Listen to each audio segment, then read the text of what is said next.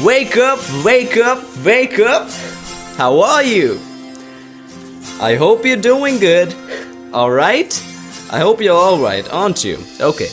An eminent author has said that a day without sunshine, listen to me closely, a day without sunshine is like night. Welcome to the very first edition of BeaTalkRadio. This is Unmesh, and I assure you to keep the element of boredom away from you for the next 20 minutes, and this is guaranteed. Obviously, terms and conditions are always applied, and the audio must be listened to with 120% attention with an element of concentration attached to it. Okay, so you have listened to the terms and conditions? If not, repeat the video if you want to. Okay, before you jump into conclusions, without actually proving the theorem which we usually do in mathematics exam, let me tell you something. This radio channel is about everything under the sun, alright? Almost everything. Which does not imply that I'm going to lecture you about the solar system. That would be too cruel. I'm not that cruel. See, law does not allow the religions to categorize people, alright? So then why should I allow the genres to categorize me? That would be quite unfair. Wouldn't it be? Anyway, about the solar system. Life has just become the same replica of solar system for most of the people, where sun is WhatsApp and we like planets are revolving around it. Some people are up to that extent, okay? So if you are one among them, don't worry, I'm not excluded. You will worry me if you are not on WhatsApp. So coming up on today's episode, I'll tell you about a lady who was illiterate, who was just an illiterate labor, used to break rocks in the remotest area of the country, worked in mines, turned herself into a person who is the owner of 22 schools today. How did that transformation occur? I'll tell that to you in just few moments. Then, have you ever wondered why only Greek and Latin words dominate the science or EVS textbooks or SST textbooks? We'll talk about that in a few moments. Then in the tricks section, I'll tell you about a game that is hidden in your Google Chrome browser and I'll tell you how to activate it. Okay? And then we'll do an analysis of what really is good luck with an interesting story that I came across a few days ago. And at the end, I'll let you know some excellent tips that will help you tackle problems in day-to-day life. For example, what to do when an annoying song is stuck in your head, the problems that we usually face during exams or some other sorts of work. We'll fix that soon. Alright? Okay then, so let's start.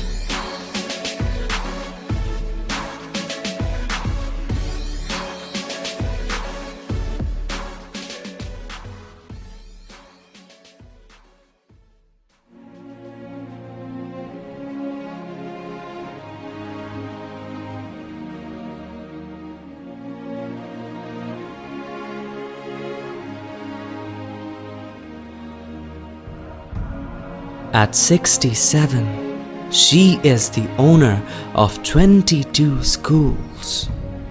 But once at some point of time, she was just a mere illiterate laborer. Used to work in mines and used to break rocks in the mines. Now what brought the change? What was the spark behind that transformation?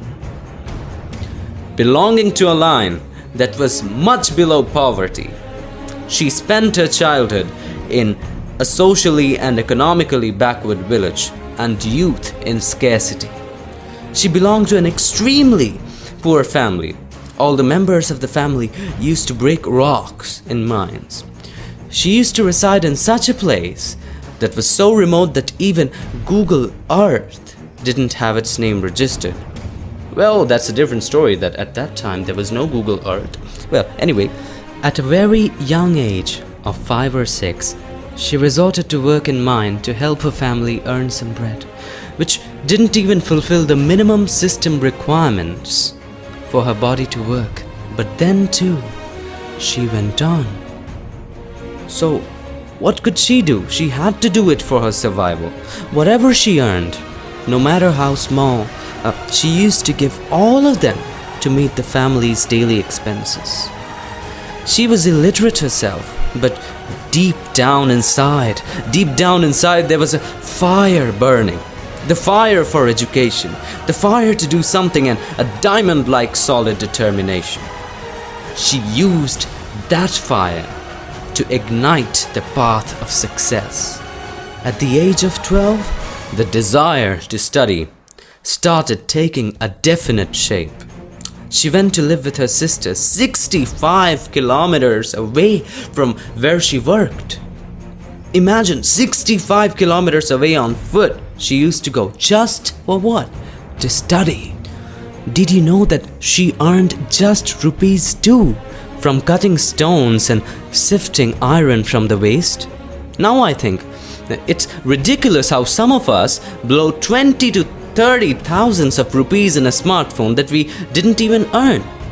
However, she still was not capable financially to attend school. But that fire, oh God, that fire. Even after working for long hours at mines with tender hands with meager food. I don't know that spirit, what was that spirit, but she somehow managed to save herself some time. But she didn't rest. She took no respite. She took no sigh of relief. During that time, listen to me, she taught herself the alphabet.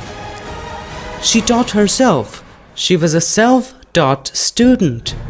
Wow, what a shame on us. We got teachers after teachers, tuitions after tuitions, resources, internet, library and whatnot, but still, we complain. She never did.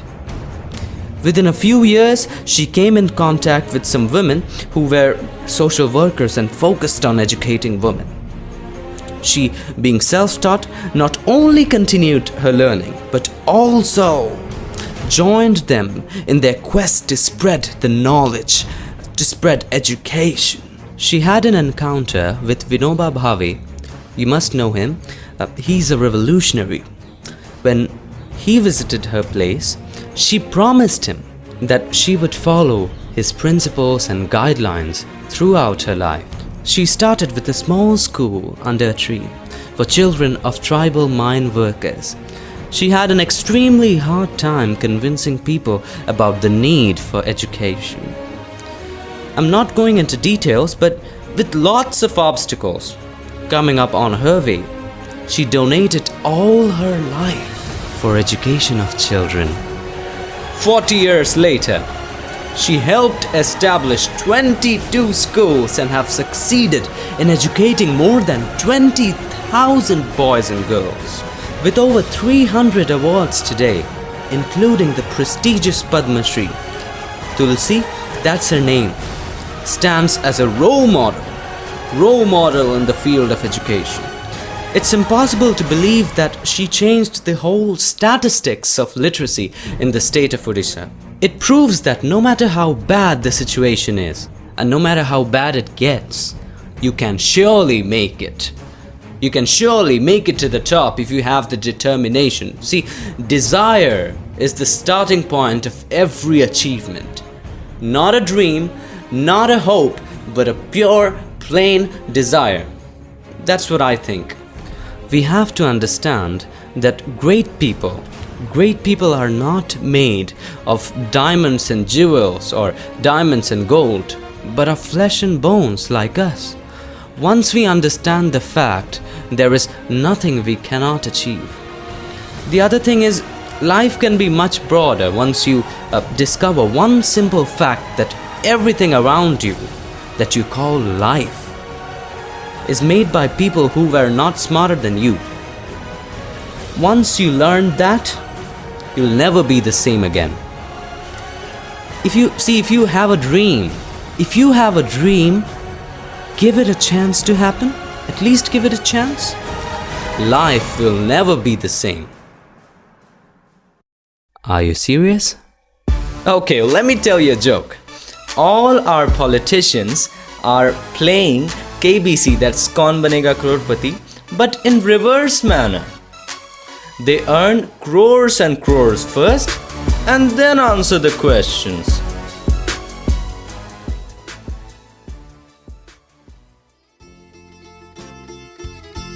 So, moving on to the next section of today's episode.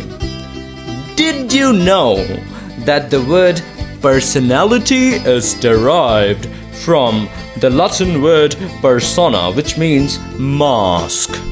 No. My motive wasn't to bore you with what personality is, but why does every second page of our science or EVS social science book, there has to be a word with Greek or Latin roots? Wouldn't it be fun to come across a word like the word khaling is derived from the Hindi word khel, which means playing? But that's not the case. You name it. Words like circumference, fraction, projection, biology, photograph, television, and even the word phone has Greek or Latin roots. Why is that so? Well, to tell you the truth, Greek and Latin are considered to be one of the oldest languages of the world. At this point you might think, no, that's wrong. Sanskrit is supposed to be the oldest. If you think that way, it's wrong according to the Wikipedia's list of languages by first written accounts. See, oldest existing Greek text goes back to 1450 BC, while for Sanskrit it's just 150 AD, according to Wikipedia. Now that's something you should know. Well, truth be told, even I had to plead to Mr. Google to fetch the answers. Oh, besides, science that we study today originated from Europe. Greek and Italy, being European countries, leave a deep impression on our science texts. Greek people were very interested in science as a way of organizing the world and making order out of chaos. Italy too was very interested in science apart from pizzas. Well, that's a nice music. Do you know that that is a Greek music running in the background? Anyway, early scientists knew both Greek or Latin, so they coined the terms in those languages. Even Newton kept notes in English, Greek, and Latin. But you know what? Physics would have been much easier had somebody burned his notes. I hate the children of those times for not being mischievous. Had they burned the notes, it would have been easier. Well, Newton is 10 times more cruel than those boys or girls who top the school every year, for which we suffer facing parents every day. But Newton, he did such a job for which students will suffer for ages and ages. But I admit that had there been no Newton, we would have no Facebook, no internet, no WhatsApp, nothing. Because all of them, in some or the other way, follow the laws of physics. Well, too much of that. I don't want to stress you anymore, so here's your break. Did you know that your Google Chrome browser has a hidden game in it that doesn't require the internet, of course? If you don't, let me tell you how to activate that game.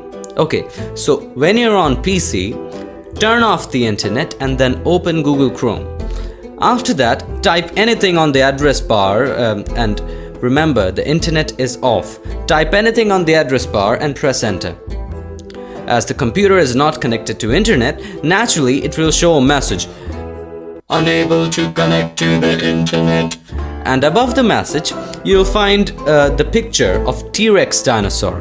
The T-Rex had short arms and therefore a lot of things were out of his reach. Chrome, like a dinosaur too, is having trouble reaching the internet. What's even more interesting is that the offline dinosaur is also a game. At that moment, press the space bar and boom!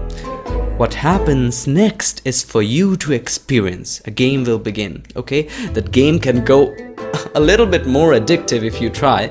But don't worry guys, I won't disappoint you. The game will naturally start. Obviously it will start. I won't disappoint you. It's not like those posts in Facebook which says, just like and see how the car will start to move in the photograph, or just hit like and see how Katrina Kaif disappears from the photograph. Things like that won't happen, don't worry. Okay. Play that game, and if you're still bored, then continue playing this audio. Just the other day, I came across a story. Alright, we're moving to the next section of the radio. Just the other day, there was a story which I read in a magazine or a newspaper, I don't remember, which compelled me to think. It compelled me to wonder, what is good luck? I was so confused that I couldn't bear the heavy weight of confusion, and so I intend to break them into pieces and share the problem with you. So here it goes. In the middle of 2009, Brian Acton was the software engineer that no one wanted to hire. Despite a dozen years of experience at Yahoo and Apple computers, he got turned down by the two of the internet's brightest stars at that time. First, Twitter said no in May, and then Facebook rejected him in August.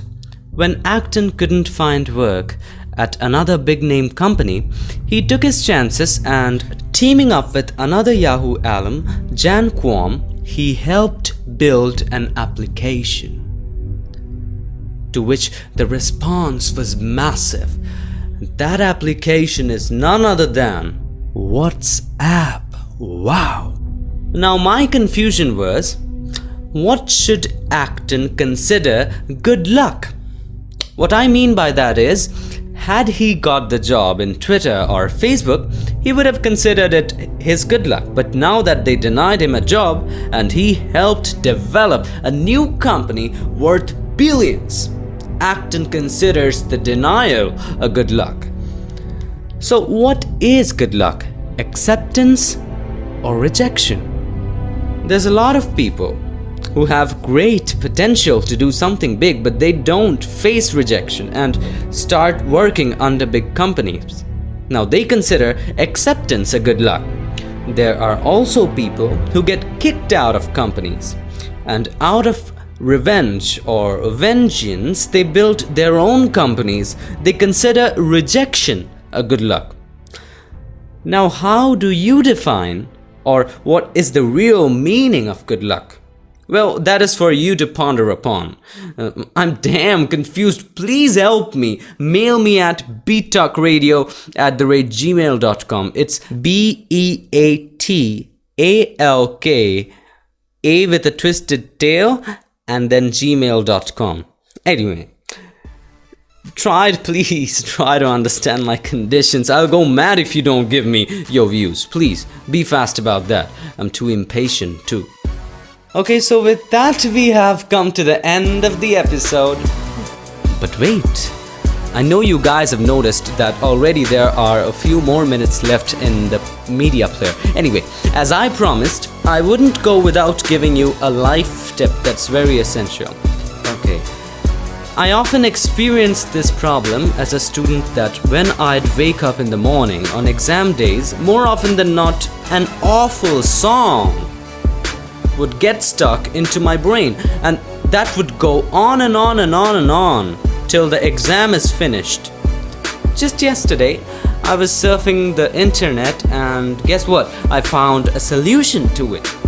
All you have to do, if you're facing this problem, all you have to do is to sing or listen to the song all the way to the end. And boom, you're done. That would go away. Actually, what happens is, people tend to remember unfinished things better.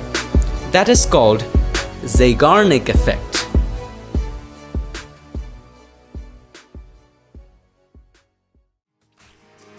I don't want to bid goodbyes, I don't want to leave you alone. But as you know, everything has to come to an end. So with a heavy heart at last, bye for now and hi for later. If today is good, make tomorrow greater. Thank you guys for your time. Thank you for listening. Take care, guys.